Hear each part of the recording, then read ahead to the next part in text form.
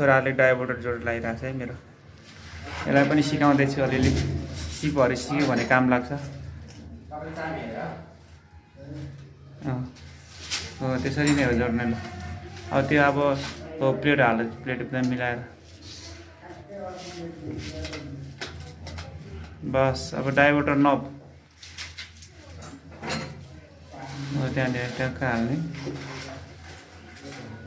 यो चाहिँ फुर्सदको बेलामा इक्जाम सकेर बसिरहेको छ होइन, फुर्सदको बेलामा मसँग यसो हिँडाएको, त्यसले यसो सिक्दै पनि गर्छ। अब सिप सिक्यो भने त काम लाग्छ नि त भन्ने हिसाबले हामी चाहिँ बाउ छोरा छ यहाँनिर। यो अब यो एउटा वान पिस कमट हामीले राखिसकेको छ। यो हाम्रो बाबुले चाहिँ डाइभर्टर लगाउँदैछ।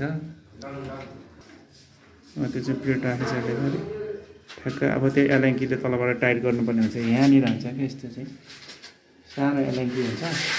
त्यो एलेङ्कीले त्यहाँ फसाएर यसरी चाहिँ टाइट गर्नुपर्ने हुन्छ। ल टाइट भएपछि त्यसको सानो एउटा कभर पनि हुन्छ, फेरि त्यसलाई कभर गरे त्यो चाहिँ यहाँनिर हाल्नुपर्ने हुन्छ।